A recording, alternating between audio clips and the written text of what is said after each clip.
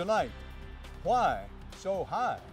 Prices may be swinging wildly between $2.50 and perhaps $5 a gallon. So you better plan for the tough days as well as the days when it's not so much of a dent in your wallet. A special report understanding the dramatic increase in the price of gasoline. Before it goes up at the pump, it's being pumped up here. And from the cause to the consequences, American ingenuity keeps the country rolling. There are non-four-wheeled alternatives to getting around and getting around efficiently. We'll bring you the news next on Dan Rather Report.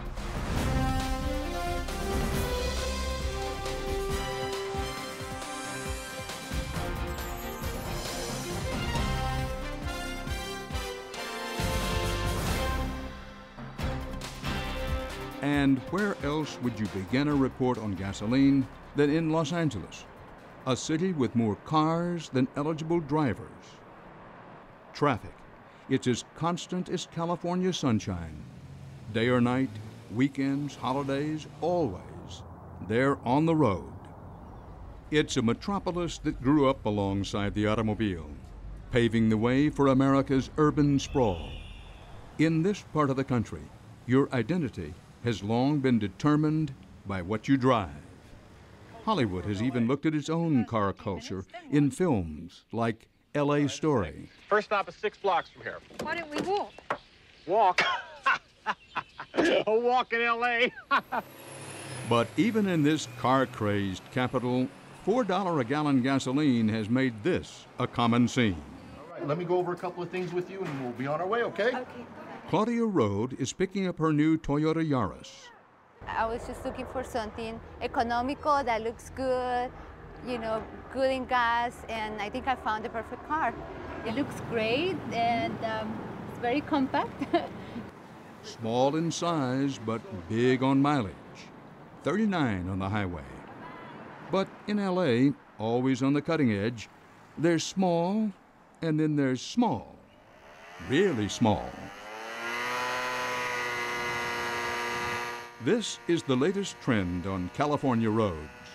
And talk about mileage. This baby sips where others drink. I'm so glad that I drive the Vespa every day. This is Russell Stroud, and this is how he gets around town. Really, his Vespa scooter, all 12 horsepower, is the latest trend. And in a city known for creative driving, the Vespa adds this to the mix. I think people hate it when I go by and they're sitting still on the freeway and I'm zipping through the cars. Sometimes they even kind of edge towards you to keep you from going by. If I'm driving my car to school, it's going to take me an hour, hour and 15, hour and a half. If I drive the Vespa, it's never taken me longer than 30 minutes, even with bumper-to-bumper traffic. Because, you know, you can go between the cars on the freeway, and besides that, you can go for a week without filling it up, and then when you fill it up, it's like $8. But I think people are starting to realize that there are non-four-wheeled alternatives to getting around and getting around efficiently. Drew Teague is a Vespa salesman who has been dealing with a mad rush of commuters who are willing to leave the safety of their cars to avoid the pain at the pump. While big cars are sitting in showrooms, Teague's sales of these Italian-made scooters are up more than 100%. And he has a problem most car dealers would love. So we're selling over twice as many bikes to the point where it's almost hard to keep them in stock. We've actually had to get shipments about every week, truckloads of bikes in here to fulfill the needs of what everybody's looking for. I just had a couple that came in. They each had a Range Rover, getting, you know, sub 15 mpg per vehicle, and they said, we have just had it, you know. So they're selling one, they're getting a Vespa, and they're tripling or more their average fuel efficiency for their transportation. The main selling point of a Vespa is not how much time you can save on your commute, but how much gas. Vespas can get up to 70 miles per gallon, almost double the mileage of a hybrid car.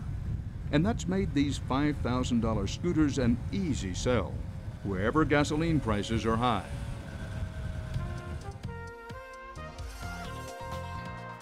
And here in Connecticut, The roads aren't as crowded, but drivers have the dubious distinction of paying the highest gas prices in the country, well north of $4 a gallon, and climbing. This is a story that affects everyone and ripples through every segment of our society. So the question is, how high will gas prices go? And what's caused the price of oil, what's really caused it, to more than double in the last year? Throughout tonight's program, we intend to give you a look at not only the consequences, as you just saw from Southern California, but also what and or who is to blame. For context and perspective, I sat down with Tom Kloza, founder of the Oil Price Information Service. He's one of the best reporters around about oil and gas. He's been following gasoline price trends for decades. As you know, I'm a Texan by birth and by choice. And said only half jokingly that in Texas, don't mess with a mama and don't mess with a pickup truck. Right. Even though the pickup truck may get 15 miles to the gallon. Realistically, any chance of changing that mindset nationally? I think the mindset's starting to change. I mean, now that we've had prices go to $4 in some places, and we've had this bipolar market which has these tremendous swings, I noticed last month that the small car and vehicle sales represented 20% of total U.S. Vehicle sales. And that may not seem like a big threshold, but that's a big, big number in the automotive business. So you're hearing more about it. You're hearing more about it, whatever mode of travel you have. And it takes a while to breed that sentiment change. And we're seeing a little bit of a shift. It would be nice if it was pushed, because there really is no downside to conservation or doing things practically.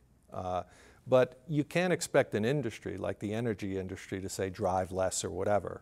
I mean, we wouldn't expect that from anyone else that manufactures widgets or any other product. Do you or do you not subscribe to the theory that $4 a gallon gasoline on any consistent, lasting basis is the tipping point? If it goes above that, then the public will start going to scooters, bicycles, walking more. We are using less, and that's going to show up in the subsequent data. Right now, the investment community and the speculative community believes that the rest of the world still has this growing appetite for fuel. We'll get the data on that well down the road, but there's no question that Americans have cut back. In California, people have cut back by about 4.5%.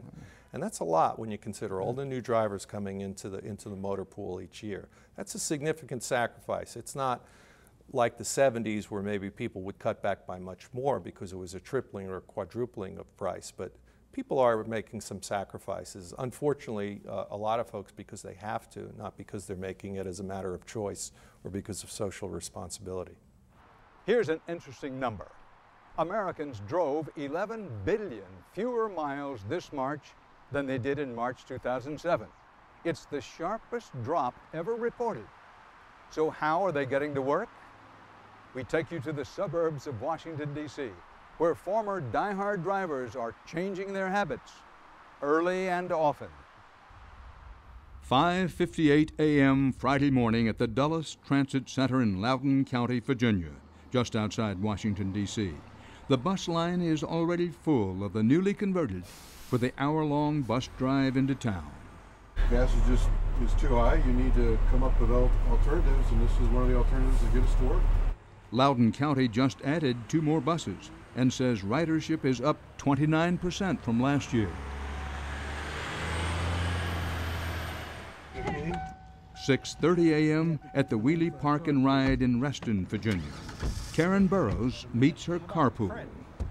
All right, everybody's ready? We're all ready. It's Friday. Their 20-mile trip made easier by carpooling.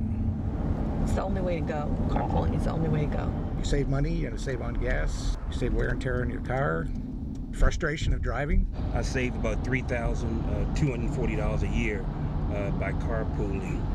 Karen and her crew make it into work in just 25 minutes, thanks to the holy grail of commuters, the special high occupancy vehicle, or HOV, lane.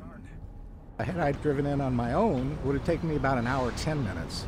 We're saving just a weekly 800 miles, driving less. I mean, that's significant just in 1 week. And we don't even have a hybrid. 8 a.m. on 95 North in Virginia. Solo drivers are at a standstill. while cars with 3 or more passengers zip by. Getting in the fast lane is so important to some drivers, they'll pick up perfect strangers to qualify.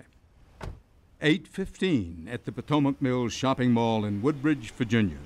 These drivers are lining up to pick up hitchhikers who call themselves slugs. The drivers can get into the fast lane. The slugs ride for free.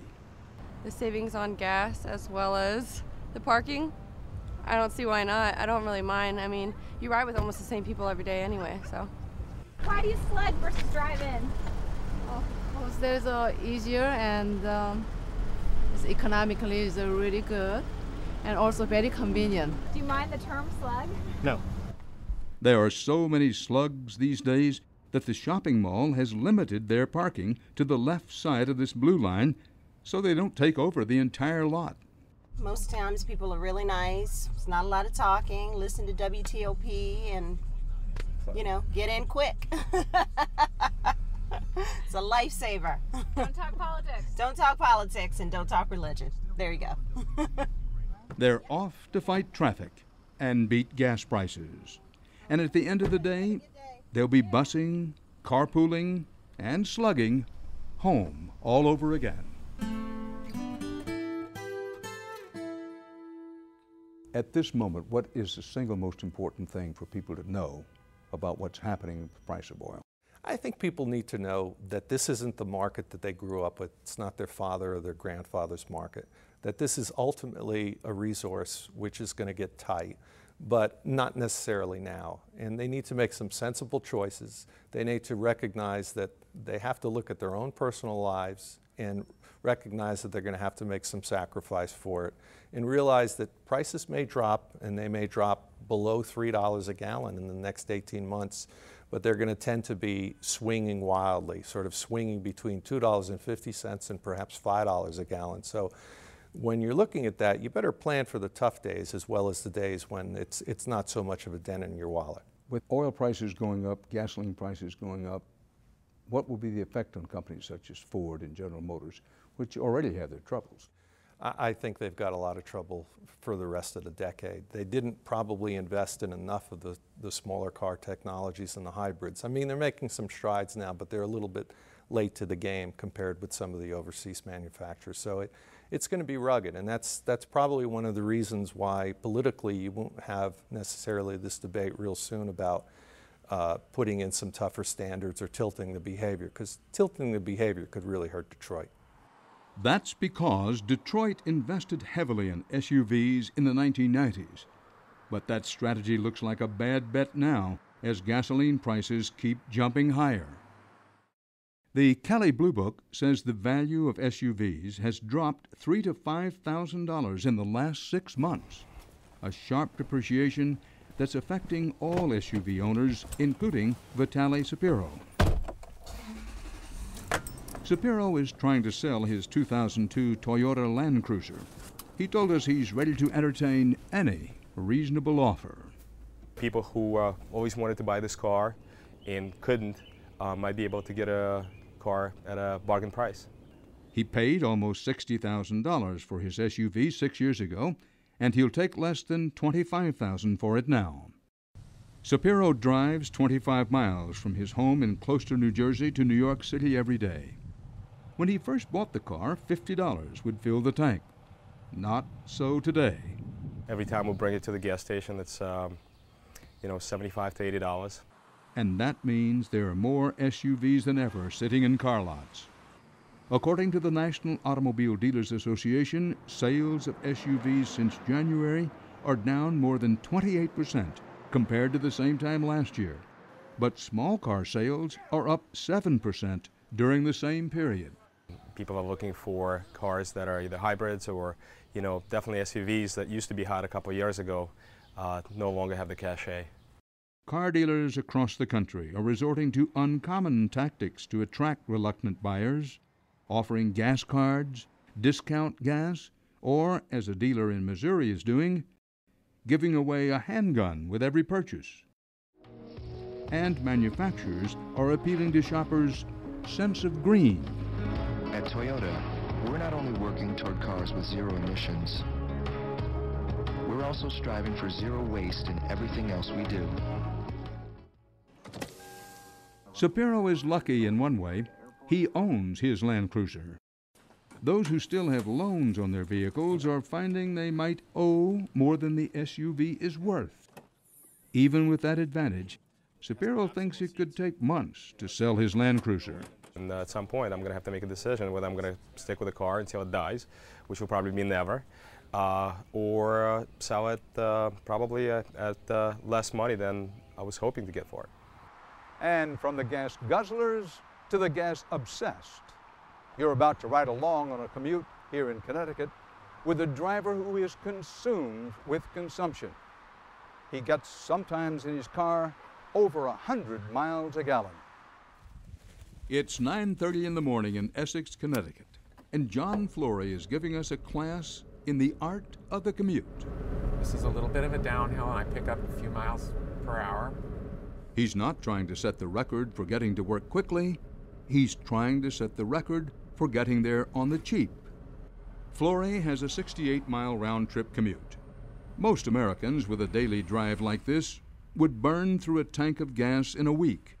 Flory coasts on a tank for a month. A really good tank of gas would be over 1,000 miles on a tank, so that's about 10.8 gallons, give or take. Do the math. That's about 100 miles per gallon. Just takes regular. Flory calls himself a hypermiler, meaning he has adjusted his driving so that he can conserve every drop of gas possible. Flory owns a Honda Insight Hybrid, but there's more to hypermiling than that. You don't need to own a hybrid to be a hypermiler. It applies to all different kinds of cars, trucks, you name it. The methods are slightly different for different kinds of cars, and you kind of have to figure out what works for you on your commute and your vehicle. Here, according to Flory, are the basics of hypermiling. First things they generally recommend is just slow down. Another thing they recommend is put more air pressure in your tires up to the point, the recommended maximum sidewall pressure that's listed on the side of the tire. And what that does is you waste less energy in flexing the tire, and you get better coasting. The car rolls better. Flory is always conscious, hyper-conscious, of everything going on both inside and outside his car. From air conditioning... That kills your mileage. ...to traffic lights. I know that this light ahead in the evenings is a very short light, but now in the middle of the day it's going to be a little longer, so I allowed for that. Flory even tries to keep his windows rolled up so the air rushing in doesn't cause drag. And he keeps his foot off the brake. And I'm trying to maintain speed through this corner because I don't want to lose momentum. You don't want to be unsafe, but as much as possible you want to conserve your momentum in the turns. So you try to drive the turns as fast as is reasonable. But fast certainly isn't the way Flory drives during most of his commute. You can often find him in the right lane, driving 45 in a 65. You have to adjust your whole mentality to, I want you to pass me. And that's hard at first, but please, go by.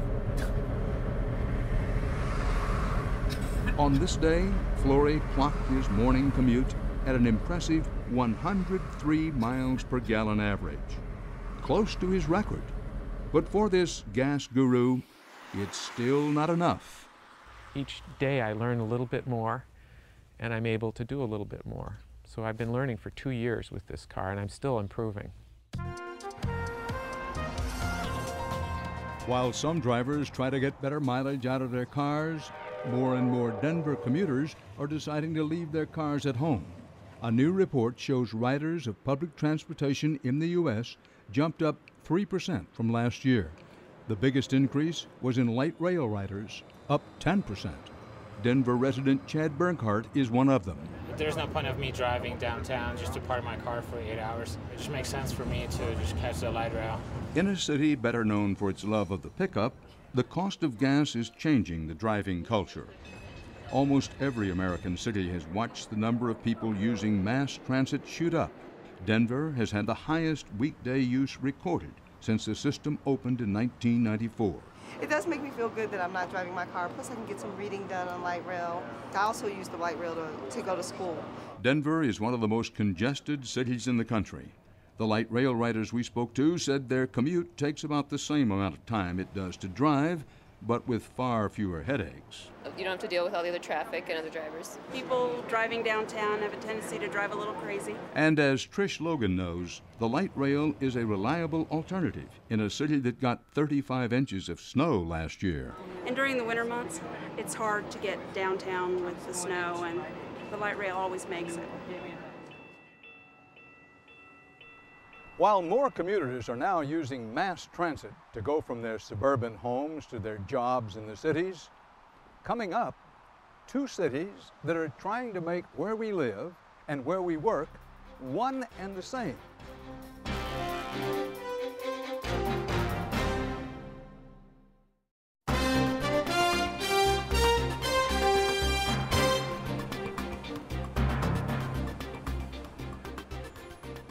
Atlanta, Georgia has long had a reputation of urban sprawl. Its 5.1 million residents are spread out over 8,000 square miles, an area larger than the state of Massachusetts. The suburbs are lined with mansions and new developments. The daily commute for most can be an hour or more in each direction. Still, a decade ago, you would have been hard-pressed to convince most Atlantans to give up suburbia for the city, but that didn't stop one developer. The original concept of Atlantic Station really was to build a sustainable neighborhood. In a city of neighborhoods, that's what Atlanta is. And it started with one idea: let's clean up a steel mill. Brian Leary is Vice President of Design and Development for Atlantic Station in the heart of Atlanta. A decade ago, he dreamed of cleaning up an old steel mill site and selling a whole new lifestyle to Atlantans. You know, Atlanta is known as a poster child for things like sprawl and air quality problems and things like that. We thought Atlantic Station could be a great answer to some of those challenges. In 1997, one of those challenges was not high gasoline prices. They were only about $1.30 a gallon then. But even so, Leary was convinced that Atlantans needed to change the way they relied on automobiles. He and his team had in mind a mixed-use complex of townhomes and apartments embedded with commercial space that included restaurants, shopping, and amenities, all built around the idea that it was better to walk than drive. Atlanta is a city where we drive to where we walk. Think about that for a second. It's a beautiful day. I want to go for a walk. Everyone piles in the car, drive someplace to do that. We drive as a region 110 million miles a day. That's more than any region on the planet. That's enough to go from the earth to the sun and start coming back. Every day we do that. So Atlantans love to drive. And in many ways, Atlantans have to drive to get around. But these days, Atlantic Station is looking pretty peachy. With fuel prices now above $4 a gallon, with traffic continuing to back up on the interstates, people's time relates to people's money more so than ever, particularly when you're wasting it in traffic. So Atlantic Station, in many ways, is an antidote to that. The sign could say, if you lived here, you'd be home now. For Leary, the pitch now is easier than it's ever been. It's all about cost-saving, car-free convenience. Hey, let's say you're feeling great. It's the end of the day. You know you need a gallon of milk. You can go by the grocery store. Now, if you're a woman, you can also head upstairs and get a pair of pumps because we have a shoe store right on top. So you can get heels and meals all in one building. Literally, I don't have to leave. I don't have to leave Atlantic Station. Stay-at-home mom, Kathy Grays, is one resident that no longer has to rely on her car to get around. We'll have people come over and we'll say, okay, let's go out to dinner. And we start to walk outside and they're confused, like we're walking, and we're like, yeah, because by the time you drove to the parking deck and walked up, it's faster just to walk there. And so it is a little bit of a mindset, but I think you would just automatically get used to it, just like we did. There was a time when the Grays family, just like their friends, relied on their cars for everything. That all changed when they moved here from the Atlanta suburb of Woodstock. I probably filled up at least once a week when I was in Woodstock, just going to friends' houses and that sort of thing. And now it's probably half that. It's probably every 2 weeks or so. One of the reasons we really liked Atlantic Station is because we don't ever have to get in our car. I'm actually selling my car. Caroline Fleming and her husband just moved here from Lubbock, Texas, where they own 2 cars and commuted about an hour each day. Now, she doesn't have to use her car at all. Well, what I do is I wake up in the morning and I walk about 30 feet down to the corner, and there's Atlantic Station has a shuttle bus. and the shuttle bus takes me to the nearest MARTA station, and then since my work is just right up the hill, it's a block from that MARTA station, I just walk to my office. I can walk outside of my door and be at my desk at work in 12 minutes. So it's amazing. I love it. And she feels that she's living a greener lifestyle. I feel like I don't really have as much of an impact on the environment as I did when we were using all the gas. Both my husband and I each had to fill up, 1 to 2 tanks of gas per week in our car. And so now, we're not going to be using any of that. That is exactly what Atlantic Station wants its residents and employees to think about. Healthy lifestyle changes and energy awareness. So it's really not trying to make people feel bad about using the car, it's making them feel good about doing something different. We have a car share program out here as well. Zipcar, you can just check a car out by the hour. Atlanta needs an alternative, and Atlantic Station has provided that. All this convenience does come with sacrifices. You could own a nice home in the suburbs for the cost of a 2-bedroom here, but that's a trade-off many Atlantic Station residents don't mind. It's very cost efficient to live over here, even though it's a little bit more expensive, but I mean, it kind of evens out once you equal in all the commuting and stuff that I don't have to do. Atlantic Station is about 45% developed and will not be completed for another 8 to 10 years. Grace, who is expecting another baby at the end of the year, wonders what things will be like for her children another decade from now. When I've done my 2 previous kids' baby books, it has all the things that you record, and one of the things is gas prices. And with my first daughter, it was something ridiculous, like $1.80. Willie John Jones, are you in the tub? When I see $4, $4.20, whatever, it hit another record high today, I think about, what am I going to have to write in this kid's baby book? Leary says residents here can be reassured that even if gasoline prices do continue to rise, Atlantic Station will be here for them. The roads can only get so wide, and our roads have been built for 25 years, but we think Atlantic Station is going to be around a heck of a lot longer than that. We want to make sure we've planned for it. Across the country from Atlanta is a city that's been planning for the future for a long time. When it comes to transportation and development, Portland, Oregon is way ahead of the game. 3 decades ago, Portland drew a line around the city and pledged to keep all urban growth within that boundary. To make it work, the city has come up with innovative public transportation options, from speedy city buses to the powerful light rail to sleek new air trams. And in 2001, Portland launched the first modern streetcar system in the country. Michael Powell, whose bookstore has been a Portland institution for almost 30 years, sees the benefit of the streetcar firsthand. I finally passed the $80 mark the other day when I filled my gas tank. That makes you think, and for a lot of people, that's a big chunk of change. Being able to ride a streetcar, that's a very viable alternative to the Old Betsy and the gas and the maintenance and the parking and all of the associated costs with owning a car. Many of the people who now live in this neighborhood have downsized to 1, in some cases no cars. But it's not just about getting rid of cars. It's about economic growth. Where once Powell's Books was surrounded by empty buildings, the streetcar has transformed it into one of the most vibrant neighborhoods in the city. Personally, it's been exciting to see the neighborhood blossom. It was funky, but a little too funky before. Too many dark corners, too many empty buildings. Now it's a very lively nighttime scene. We're open to 11 o'clock every night. It's very vigorous, vital. Lots of restaurants, bars, stores, homes, parks. And the streetcar has been a facilitator of that. It's just been amazing to watch it happen. People really like riding a train. They just smile. I think that sort of takes them back to their childhood in some way. The fascination with track transportation is just something that people are very excited about. The streetcar is really about neighborhood transportation, and it's really about the pedestrian and making it possible for pedestrians to go just a little bit further than they would be likely to go on foot. Gloria Olin literally wrote the book on streetcars. She works for a nonprofit group pushing for more public transportation in more cities. And she's been consulting with dozens of communities across the country that are interested in starting their own streetcar systems. Olin says they're a cheap solution to inspire urban renewal. We call them development-oriented transit because when you put the streetcar tracks down in the street, developers want to be close to the streetcars. There was a study in Portland that showed that developers built at 90% of allowable density right next to the streetcar line, and that it tapered off to about 45% of allowable density at 3 blocks and further away. In Portland, this isn't theory, it's a reality you can see. We were surrounded literally by empty buildings that had been a brewery. And while it was a brewery, the neighborhood smelled nice, but it was empty buildings. They weren't the best neighbors. Now they're filled with residents and offices and retails. It all seems so modern.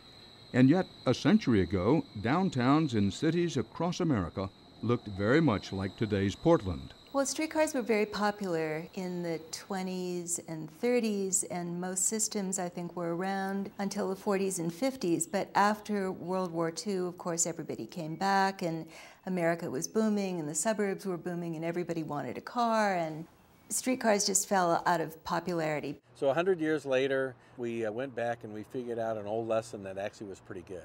Rick Gustafson is the head of the Portland Streetcar Company. He says Portland's foresight in favoring public transportation over expanding their highway system has had tremendous results. Portland is very proud of the fact that today, in 2008, there are no more cars driving in downtown than there were in 1970. We handle 12,000 trips a day, nearly 4 million riders a year on the streetcar. At just 4 miles long, the Portland streetcar crisscrosses the city, connecting hospitals, colleges, restaurants, offices, and apartment buildings. Over the last 7 years, it's already been extended 3 times. And for the thousands of daily users, the best part is the ride is free for much of the route. For Gustafson, the success of the streetcar is obvious for anybody who comes to Portland. Well, we're standing in Jamison Square in Portland, which is the popular Pearl District, which was developed in the late 90s and early 2000s around the streetcar line. With parks, open space, essentially a walkable urban environment, it actually ended up being the best place to live in the Portland region. Pearl District resident Dee Abate is out for a morning of errands with her granddaughter. She says the change here has been remarkable. 10 years ago, it was truly very industrial, old warehouses. I'm not sure there was anything down here. But when the streetcar line went in, so did Abate. She sold her condo in Washington State to move to the neighborhood. We're actually heading up to the grocery store. I needed a few things, so we're embarking out on the streetcar. I babysit once a day, so we hit the car and away we go. And this will take you to museums. It just takes you to everything. It's nice because, you know, I'll tell you, sometimes I don't drive my car for 4 or 5 days. And that's wonderful, wonderful. A lot of people don't have a car here because of that. They don't even need to. But for Michael Powell, the streetcar represents more than just freedom from cars or the rebirth of a neighborhood. It makes a statement about your city, that you care, first off, about the environment and that you care about how people move around. We're not here as the enemy of the car, but we're here to recognize that cars have their limitation. The streetcars were originally designed to solve problems when there were no cars or when cars were very expensive. Well, cars in a different way are very expensive today, and the streetcar is as relevant now as it was at the turn of the 20th century.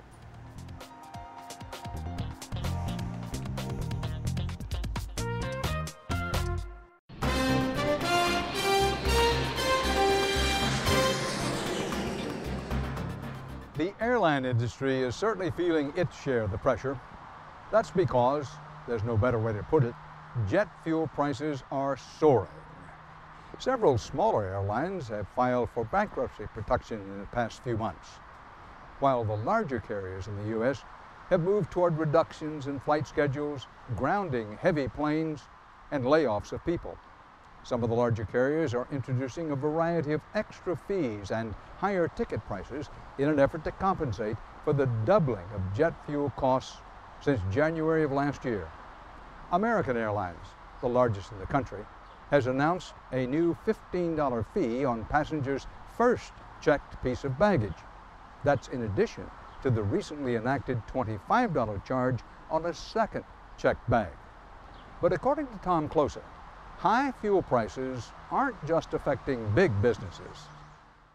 In the rest of the world right now, the perception and probably a little bit of the reality is that the product that's tightest and the demand is growing the fastest for diesel fuel, transportation diesel, diesel to power generators, diesel to run the mines, diesel to run the agriculture.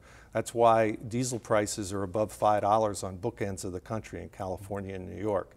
Jet fuel as well. Jet fuel prices are very, very high. The U.S. is probably the last big, broad gasoline economy. If you look at Brazil, they're using more of an ethanol blend as well. And most of the European countries have a dieselification policy. That's probably a word I just created, but they probably use 55% or more of their vehicles use diesel instead of gasoline. They get better mileage, but it would be a tough sell in the United States with diesel prices above $5 a gallon to use those turbo diesel engines. We've talked about, for example, the skyrocketing price of jet fuel, and that affects big airlines and eventually affects consumers. Let's talk about smaller businesses. With the high price of oil, what does it do to small and medium-sized businesses? Well, I tell you, Dan, right now, if you're a trucking company, if you're in the fishing business, if you're doing anything in transportation, you're really dancing on a knife's edge. We're seeing a lot of small trucking companies, even mid-sized trucking companies, go out of business.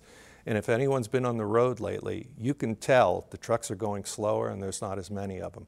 Now, that may be a silver lining, I suppose, but it's not going to be a silver lining when you get the goods delivered and the price is higher for everything. Paul Dwyer is one of those who's struggling.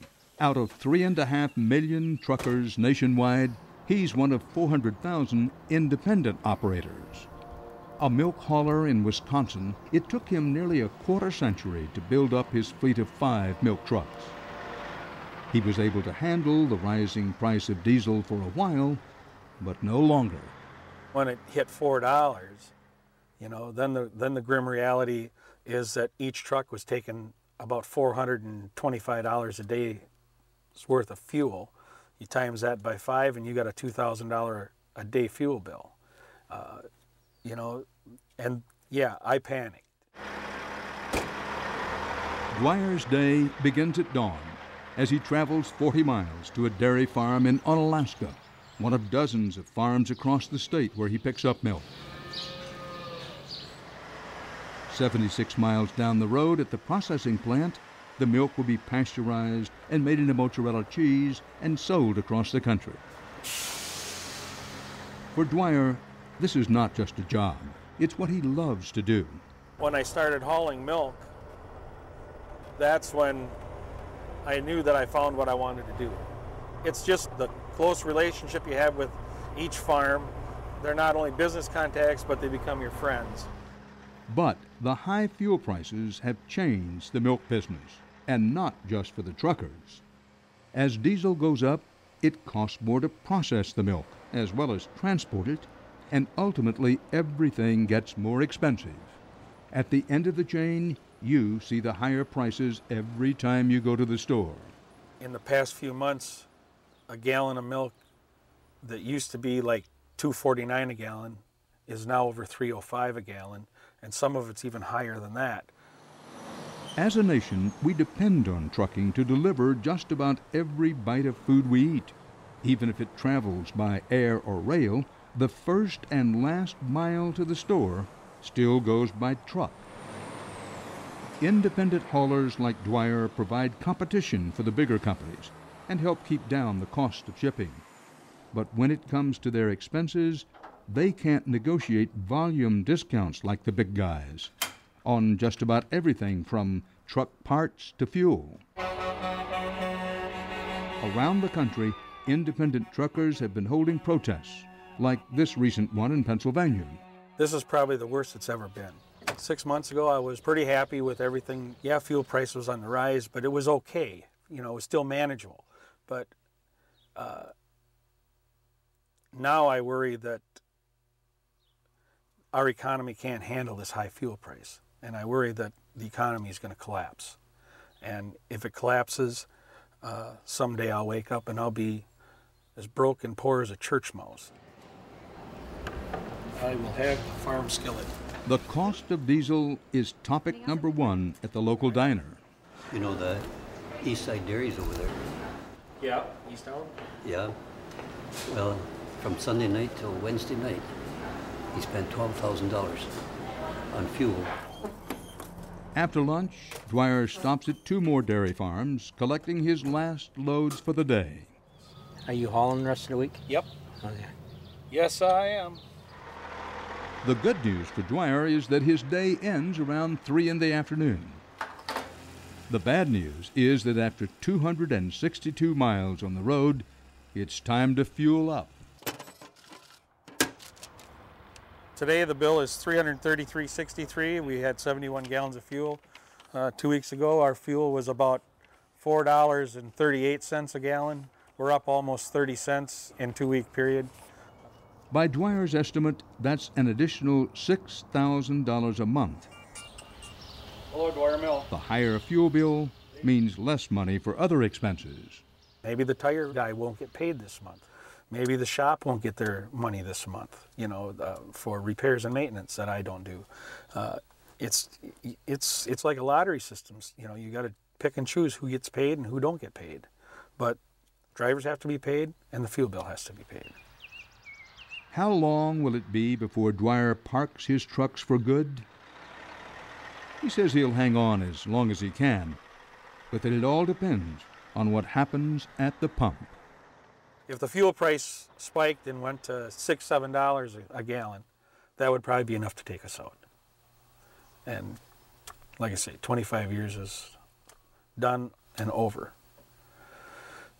So then I could be a Walmart greeter. And while small businesses are seeing their fuel bills go up by thousands of dollars, the U.S. military, the largest single user of fuel, measures its fuel costs in the billions. That's with a B. The armed forces uses some 340,000 barrels of oil a day. That's 1.5% of all the oil used by this country. And the single biggest user in the military is the Air Force. The biggest single cost for the Air Force is jet fuel. It flies through more than 200 million gallons of fuel a month. In the past 4 years, the Air Force's costs for jet fuel alone have doubled to $6 billion last year. Every time a barrel of oil increases by $10, that equates to $660 million annually of additional expense for the United States Air Force and for the American taxpayer. It's Bill Anderson's job to cut the Air Force's fuel bill. He is the Assistant Secretary for Installations, Environment, and Logistics. We're talking about cost increases that are in the billions of dollars, not pocket change. It severely impacts the way that you can that you have to run your operation. Spiraling costs have forced the Air Force to go green. The largest solar array in the Americas is at Nellis Air Force Base outside of Las Vegas. It's actually saving, we project, on an annual basis, the American taxpayer $1 million a year in energy costs. So we're looking at renewables like solar, like wind, like biomass materials, and we're also looking at whether nuclear, small package nuclear facilities are feasible at Air Force bases. Another option, using synthetic fuel derived from coal instead of petroleum. Anderson says that coal-based fuel is less expensive and can be produced in an environmentally friendly way without relying on foreign countries. They refer to the United States as the Saudi Arabia of coal. So if you can learn to use coal in a very clean way, it provides a tremendous number of options and flexibility. So far, synthetic fuel has been used successfully in the B-52 and B-1 bombers, as well as this C-17 cargo plane. The Air Force intends to get half its fuel from non-petroleum sources by 2016. The war in Iraq has shown that cutting fuel saves more than just dollars. It can save lives. That's because getting fuel convoys to the battlefield puts troops at risk. So if we can take convoys off the road, that's a good thing. If we take airplanes out of the sky that aren't necessary for transportation, it's a good thing. The soldier, sailor, airman, and marine of the future probably will be a greener member of the military than our folks are today, because not only because of the price of fuel, but because it's going to make it easier to do the mission as we move forward. Tonight, you've seen many ways the country is coping with high fuel prices. We've seen examples of struggle and innovation. While no one seems confident in predicting how high the prices will go, everyone seems to have their own theory as to why they're going up. To try and make sense of the madness, here again is analyst Tom Closa. When you talk to oil company executives, I've tried to talk to some, what they say is the blame is on speculators. That's a quote. If you're looking for somebody to blame it on the speculators or financial players. What do you think of that? There's an incredible flow of money, and not traditional money, not coming from oil companies and not coming from end users like airlines or refiners, that's been pouring into the oil markets, not specifically oil, all commodities, but oil is probably the one that strikes the most attention with the public. And that investment, a buy and hold strategy in particular, for really billions of dollars, is probably more to do with why oil is about $130 or more than why it's $50 or $70, such as we saw earlier in the decade. The fact that many people, some call them speculators, are buying and selling commodities, are they the biggest culprits? I think they're the culprits in this move from, let's say, $100 to $130 a barrel. Whenever a flood of money, money is the biggest fundamental out there. And when everyone thought Krispy Kreme was a great bet, the price of Krispy Kreme went up despite some of the short sellers who said this is ridiculous, it shouldn't be moving that high. And the same thing's happening in oil right now. People aren't sort of intrepid enough to sell into it. And there's a sense that more and more pension money and sort of sleepy investment money is going to come in and buy all commodities, including oil. But oil and corn and metals are some of the favorites right now. If you look at all commodities since 2007, they've all risen, perhaps not in tandem with one another, but quite substantially. It's one of the great moves of an asset class of this decade. Much more than real estate, much more than stocks, much more than bonds. What about the peak theory, something called, quote, the peak theory? What is it and how does this figure in? Well, peak oil is the notion that we've reached sort of the capacity of finding oil and it's going to be in decline. And there's a lot of different theories about that, whether it's going to be 2015 or beyond. But we really won't know when we're past peak, so to speak, until we're looking at it in the rearview mirror. So there's a lot of things we can do rather than say we're at the peak and we need to do this or that. There's some sensible action that can be taken. Such as? Well, I think we really need to have a dialogue about this investment flow, not just in oil, but into all commodities. It's one thing when you have a proliferation of funds and it drives the price of stocks higher, like we saw in the 80s or the 90s. But it's a different thing when it's driving the prices of core commodities that really a lot of the world depends on for sustenance. We can be engaging in a little bit of statistical immorality here.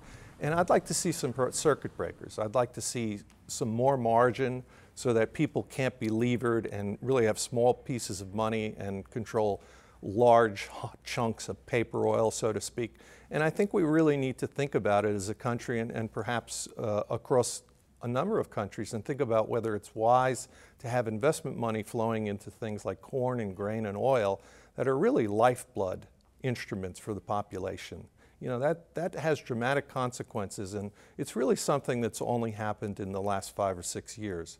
Commodities used to be the province of the speculators and the pros, and now it may be that in the next few years, individuals may not even know it, but they're investing in these things. I don't quite understand that. Individuals might not even know it, but they're investing in oil, coal. Well, they could have money that's in a 401k, for example, and they may allocate it to sort of a commodities portion or whatever. This is mostly something that the well-heeled individuals have now.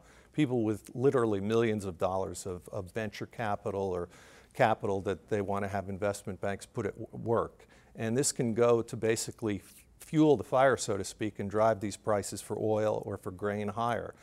India recently outlawed trading rice as a commodity there. And I think they're worried about it because they're worried about potential famine. And you wouldn't call it a famine with oil, but certainly if people don't have the right to buy it at a reasonable price because of investment money flowing in, that's a problem. The question is out there and begs to be asked. Is it moral or is it immoral to use speculation in commodities, the basic human needs, for strictly profit and some would say greed? I think that's the question we have to ask. And I think that's the question that not just Americans have to answer, but the other developing countries and the other prosperous countries, because we could reward the elite in this country, but we really could put a lot of people over the edge into poverty. And I think it's a good question to ask. I don't know the answers. I don't know if some of the solutions could be more violent or more damaging than keeping the present system, but I think it's a good debate and a good dialogue to have these days. Are we having that national debate? Not yet. I'm starting to see a few columnists talk about it, and I'm starting to see some people, even within the oil business, they're mostly quiet voices, but they're saying the business has been taken over by the financial houses. And not that the financial companies are guilty of any particular collusion. It's sort of the collusion of like thinking, where everybody believes that this is going to be the favored asset class and the prices go higher. You know as well or better than I do that people say, listen, free market is the answer. The free market will eventually take care of all of this. So we don't need legislation, we don't need regulation, we don't need any circuit breakers. Just let it go and the market will take care of it. Well, that's possible, but free markets can deliver out pain, and they can mete out pain in unbelievable doses. And one can say that $150 to $200 barrel oil is a good thing based on carbon footprints and based on the conservation it inspires, but then you have to look at all the people on the margins of society, whether in the US or abroad, that really get hurt by this. And I think it's a dialogue we need to have, not just with oil, but with other sort of lifeblood commodities. And we're starting to hear some murmurs about it right now, probably not in political circles, but within the people who professionally watch commodities markets. By lifeblood commodities, you mean rice, corn, wheat, coal? Right, it's something which would be difficult to do without. And in the US, it would be difficult for people to do without their gasoline. And I can't recall since Jimmy Carter where anybody asked for the US population to make any sacrifices on energy, so I don't expect we'll see anything on that score by November. What should these candidates be proposing? Well, I wish they would propose that we really think about having some energy discipline or a national energy discipline program. And I think they should be talking about extra drilling as well as some conservation. You know, do something for the left and do something for the right. But I also recognize that to ask the Americans to make sacrifice these days is probably political suicide, so I wouldn't expect anything to happen. Do you believe that asking Americans to make a sacrifice would be political suicide? It's well accepted in the political world. Right. You do it, you die. I think that once one gets elected, one can do it, but I'm enough of a longtime journalist and a cynic to believe that it might not work this year. You know, I think pretty highly of the American people, but I think that would be a tough sell. Tom Closo. And that's our report tonight from Connecticut. For HDNet, Dan Rather reporting. Good night.